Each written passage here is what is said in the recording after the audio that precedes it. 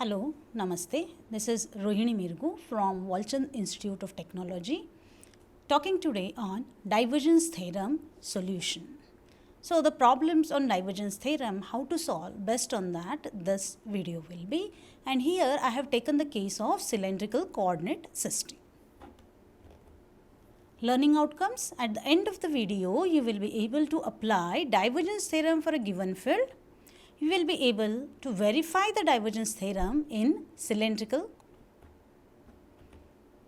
Before we proceed further, as we are talking about the divergence theorem, just recall what is divergence theorem. Divergence theorem, it states that the outward flux of a vector field through a closed surface is equal to the triple integral of divergence of the vector field inside the surface. So here the closed surface integral of d bar dot ds bar is equal to triple integral of divergence over a volume element. So this is what is divergence theorem. Now I am focusing this video on the solution to the given question. That means if a particular field is given and its volume ranges are given, how to find the divergence of it and how to verify the divergence theorem. So this video is basically focused on it. So here I want to derive both sides of divergence theorem, or I want to calculate the both sides of divergence theorem for given d bar and for this ranges. So for this question, let us try to find out the divergence on the LHS part as well as the RHS part. So when I am trying to find the solution, first of all I must know what is the divergence theorem. Divergence theorem relates the surface integral with the volume integral. Closed surface integral of d bar dot ds bar is equal to volume integral of del dot d bar dv. So if I take the LHS part, it is closed integral of d bar dot ds bar, and as it is the closed integral of d bar dot ds bar, so as it is ds bar, I should list out all the surfaces, and as I am saying it's a closed integral, I should take all the 6 surfaces, all the surfaces I should consider. As the question, that means the given d bar in the question, as you can see, here is rho, phi, the coordinates that you can see are rho and phi, or the unit vectors you can see is a rho bar and a phi bar. So we can say this coordinate system is nothing but the cylindrical coordinate system. As this is a cylindrical coordinate system, let us list all the surface in the cylindrical coordinate system. So recall the surfaces in the cylindrical coordinate system. In the video of cylindrical coordinate system, I have talked in detail about the differential length, differential surface and differential volume element in different coordinate system, and in the cylindrical coordinate system also it is explained. So we are listing here or recalling the surfaces which are in cylindrical coordinate system. So differential surface or area is multiplication of two lengths. Of course, surface or area is multiplication of two lengths and area is a vector quantity. Let us write these surfaces in the divergence theorem LHS part. So for this question as we are solving, so LHS I'll write, which is equal to surface integral of d bar dot ds bar. This d bar is given to me in the question. I can put this d bar in all the 6 integrals. Which 6 integrals? See, we have listed all the 6 surfaces. So for all these 6 surfaces, I have listed all these 6 surfaces. So for all the surfaces, I have to write this d bar dot ds bar. D bar is the one which is given here that I can put into ds bar, one surface, second surface, third surface, fourth surface, fifth and sixth, and all these surfaces I have written. When I am taking the surface rho d phi az bar, as you can see here is the variation of rho and variation of phi. So the integration will be with respect to rho and with respect to phi. The limits I have taken from the question. In the question rho is given as 2, so the limits are 0 to 2. In the question phi is given as 0 to pi, so phi is 0 to pi. Beyond that, one more thing I have added. So all in the same way I have written all the 6 surfaces. And after writing all these 6 surfaces with d bar and with the respective integrals, as you can see here, the variation of d phi and dz is there, so it's phi and z. The variation of rho and z, so limits of rho and z are put. Okay. One more information which I have added here is z equal to phi. What does this mean?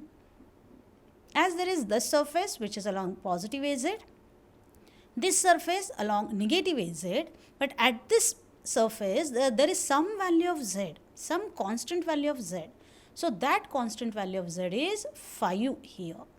Whereas here the constant value of z is 0. So 0 and phi are the values for the respective surfaces. From where I have taken these values?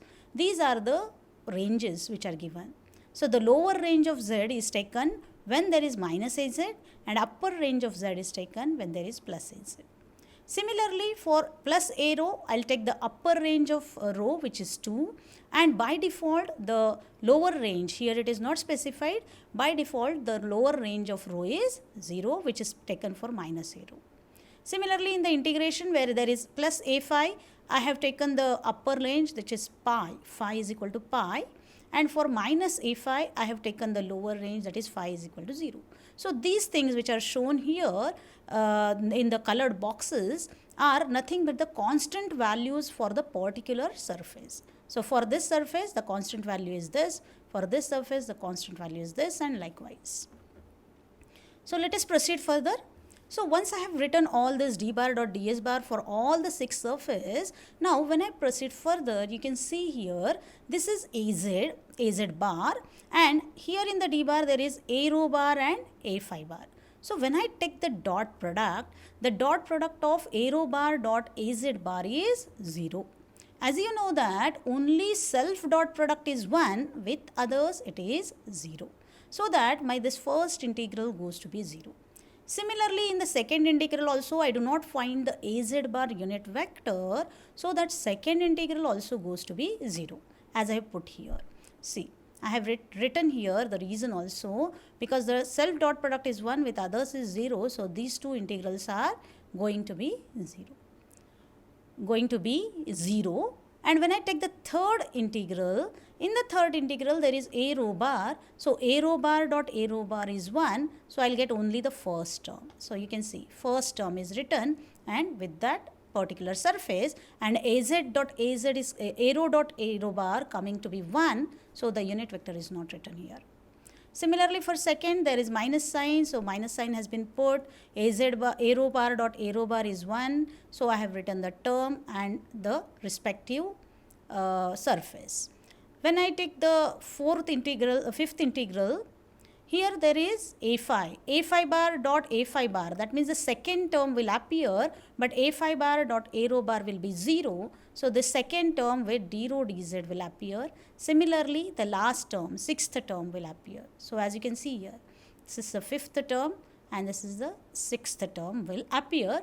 And here, along with that, I have written the respective constants. Rho is equal to 2 here, here rho is equal to 0, here phi is pi, the same thing as from the previous equation I have taken. Here phi is 0. Okay, so this is just the simplification take a step where we are taking the dot products. After that, if you see, here there was a rho, but what is value of rho that I have put? So the rho has value 2, so I have written here with the red color in bold, as well as here also rho, that is put as 2. But here the value of rho is 0, so wherever rho is there, I have put it at 0. Similarly, phi here is pi, so here at the place of pi, I have written a pi value, and last integral, the phi value is 0, so at phi, I have written it as 0. So after simplification, you can see 6 to the 12, 12 to the 24, so it has come 24 outside. Inside the integral, there is sine 0.5 phi d phi dz. So sine 0.5 phi and dz. I have separated the integrals. So this is the integration with respect to phi. This is the integration with respect to dz. Okay. So this term simplification is here. The next term, if I see here 6 into 0, so this term completely goes to 0. So this is 0 here. third term, as you can see here, in the third term, I have taken outside the constants 1.5 cos 0.5 pi, and inside the integral what is left is rho d rho and integration of dz. So rho d rho and integration of dz. In the last term also 1.5 cos 0, 0.5 into 0 is 0. So 1.5 cos 0 with the minus sign is taken outside. Inside the integral left over is rho d rho and integration of dz. So after this, let us simplify this further. So this is minus 24 as it is, sine 0.5 phi d phi integration dz, this term is 0. The same equation I have written. Now the one which is colored in red, this one is solved here. As you can see, integration of sine is nothing but cos. So it has given as cos 0.5 phi divided by 0.5. Limits as usual, whatever written here, same limits we have taken. Integration of dz is z with the limits 0 to pi will give me the value as phi. This is 0 as it is. Now here this is 1.5 cos 0.5 pi. It indicates cos pi by 2 and the value of cos pi by 2 is 0. So this term goes to 0. Whereas last term here 1.5 is written as it is. Cos 0 is value 1. Integration of rho d rho is rho square upon 2 and integration of z is 5. So this is the simplification of the previous step.